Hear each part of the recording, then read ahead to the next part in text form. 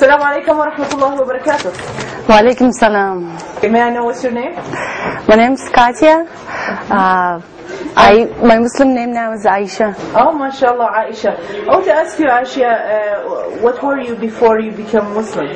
I was Russian Orthodox. I was Christian. Mashallah. So you are actually from Russia. You were born there? Yes, I was born in Russia, in Omsk, and then I came here. So I've been here for about 12 years. Mashallah. And how long have you been Muslim? About a year and a half. MashaAllah. What kind of person were you before Islam? Were you a religious Christian or just an agnostic Christian, or what kind of? I think I would have been more religious if my family was. My family was not really that religious, so when I came here, I was looking for this.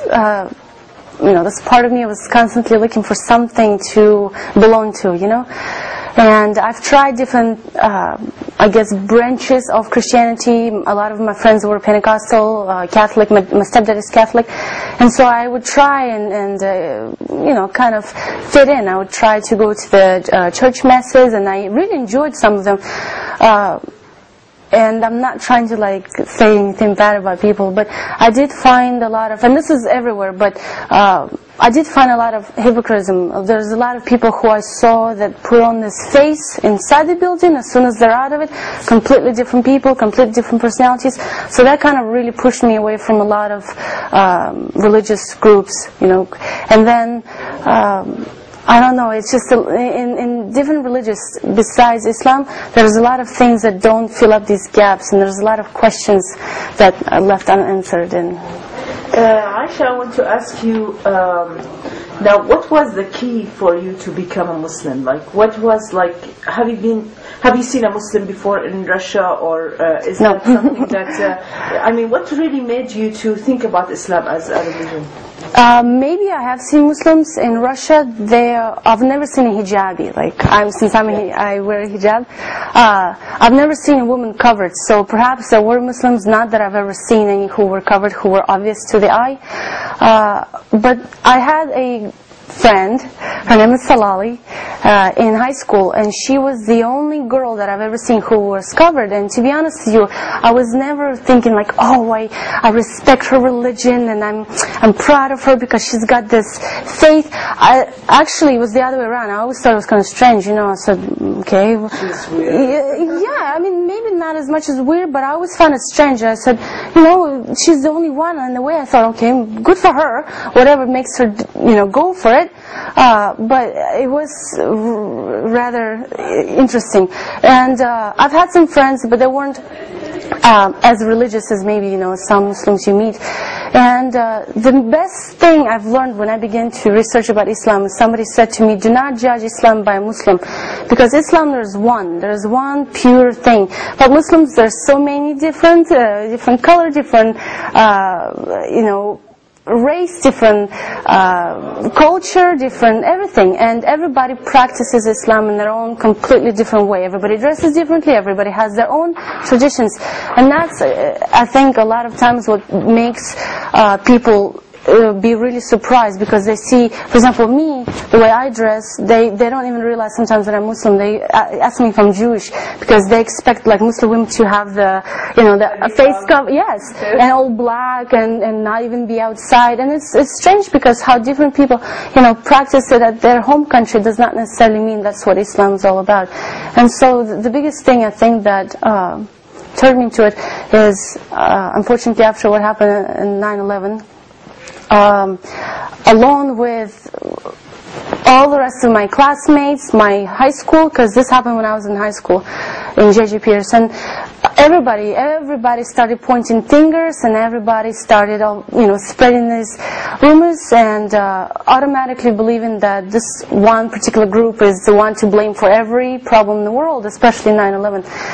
And just like my peers, and I see that not just in 9/11, but every day, everybody, especially I feel like being here and having the outside eye, I see that people here sometimes give up on thinking for themselves, and a lot of times they rely on what their other peers or family or media tells them to believe and think. And so just like everybody else, I was in this big mush pit of thinking, they hate us, we should hate them back, and we should do something about it. and it did really make me, I guess, upset enough to look into it. And alhamdulillah, I think that things do happen for a reason, and I'm not saying that such a horrible thing happened for me, but by the way, you're not the only one who became Muslim just because of 9/11. Actually, many people, actually, it was like the whole turnaround that people start to know and start to question about Islam. So this is normal for you to come and question what is Islam after 9/11. Because, like I said, I have some friends. I had some friends not so close to me. I had some friends in high school who were Muslims, who people I would never even think that would even do such thing or even think. So here's a group of people pointing their fingers at Muslims, and I was like, okay, I want to be one of those people who points, but I want to know why I'm pointing. I want to know why I'm blaming these Muslims. And I did. I began to read a lot, and I began to look into it, and I began to talk to a lot of people. But it wasn't like, tell me. So, you know, in Islam, do you teach people to blow up themselves? And it's the most ridiculous thing that actually people sometimes joke with me about. But yeah, really, it's that made me truly look into. And it doesn't have to be this scholar. Is that even the right word? Scholarly study of Islam. It doesn't have to be anything huge. You don't have to go attending classes. Little bitty 5-page booklets that, you know, that teaches you why you should wear hijab. You know, pure modesty. You know, and why, and this kind of stuff, little by little steps really make you. Well, we have rumors here between people, especially the Arab Muslim Christians, or even the Christians. They say, "Oh, you became Muslim because you love a man, or because of a boyfriend that is Muslim, or anything like that." Did you think, was that did that apply on your life, or no? Almost every single person, and even the friends that I have right now, the Muslim ladies that I have right now, that was the first thing. Oh, mashallah! Thank God, sister, you became Muslim. Who is he? Who's who? Who is the man who brought you? And everybody thought that it's either some kind of boyfriend relationship or fiancé, and I said no.